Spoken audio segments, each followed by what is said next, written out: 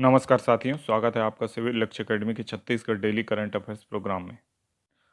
पहला प्रश्न है, भोरम देव महोत्सव का आयोजन कब से कब तक किया जाएगा?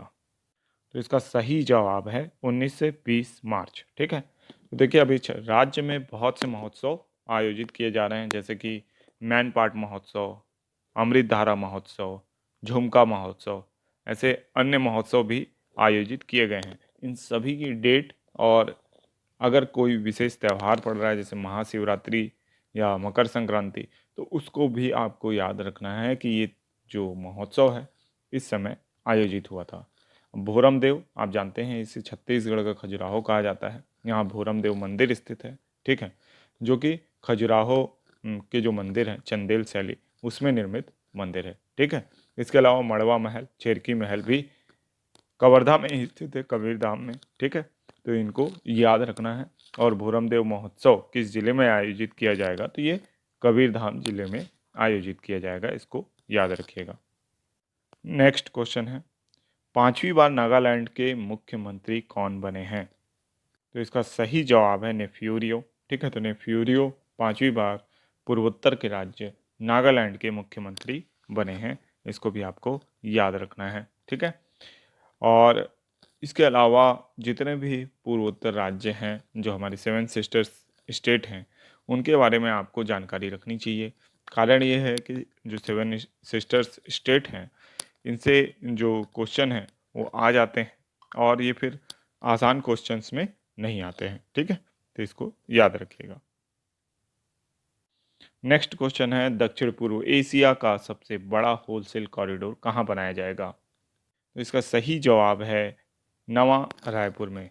तो नवा रायपुर में दक्षिण पूर्व एशिया का सबसे बड़ा क्या बनाया जाएगा? Wholesale corridor. तो दक्षिण पूर्व एशिया में शामिल देश जैसे कि भारत हो गया, है ना, सार्क सार्क के जितने देश हैं, है ना, भारत, पाकिस्तान, अफगानिस्तान, नेपाल, भूटान, है ना, बांग्लादेश, श्रीलंका, मालदीव, ये सारे देशों को हम किस में शामिल करते हैं? दक्षिण पूर्व एशिया। ठीक है, और इसमें सबसे बड़ा जो कॉरिडोर है वो क्या कहलाएगा आपका? नवा रायपुर में बनेगा। ठीक है, नेक्स्ट क्वेश्चन है, शासकीय चिकित्सा महाविद्यालय अंबिकापुर का नामकरण किन के नाम पर किया जाएगा? तो इसका सही जवाब है राजमोहिनी देवी। तो शासकीय चिकित्सा महाविद्यालय अंबिकापुर में जो नामकरण है इस शासकीय चिकित्सा महाविद्यालय का, वो राजमोहिनी देवी के नाम पर किया जाएगा, इसको याद रखिएगा। नेक्स्ट क्वेश्चन है, ग्रामीण परिवारों का सामाजिक आर्थिक सर्वेक्षण कब से प्रारंभ होगा? तो इसका सही जवाब है 1 अप्रैल से। ग्रामीण परिवारों का सामाजिक आर्थिक सर्वेक्षण 1 अप्रैल 2023 से प्रारंभ होगा। पंचायत एवं ग्रामीण विकास जो विभाग है उसके द्वारा ये किया जाएगा। और इसका कारण है क्यों किया जाएगा इसको, तो प्रभावी योजना निर्माण में सहायता हेतु इसे किया जाएगा। ठीक है, तो इसको याद रखिएगा। नेक्स्ट क्वेश्चन है, छत्तीसगढ़ श्रमिक साक्षरता के मामले में किस स्थान पर है? तो इसका सही जवाब है 3रे स्थान पर है छत्तीसगढ़। ठीक है, श्रमिक साक्षरता के मामले में 3रा स्थान है हमारा। पहला हिमाचल प्रदेश का है 58.1%, दूसरा सिक्किम का 58% और सीजी का है 49.8, लगभग 50%। ठीक है, तो इसको याद रखिएगा। अब आप लोगों के लिए होमवर्क प्रश्न है, महिला विश्व कप मुक्केबाजी चैंपियनशिप 2023 का आयोजन कहाँ किया जाएगा?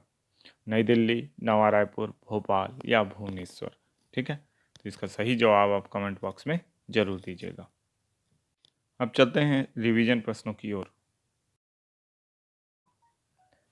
पहला प्रश्न है, वसंत साहू का संबंध किस क्षेत्र से है?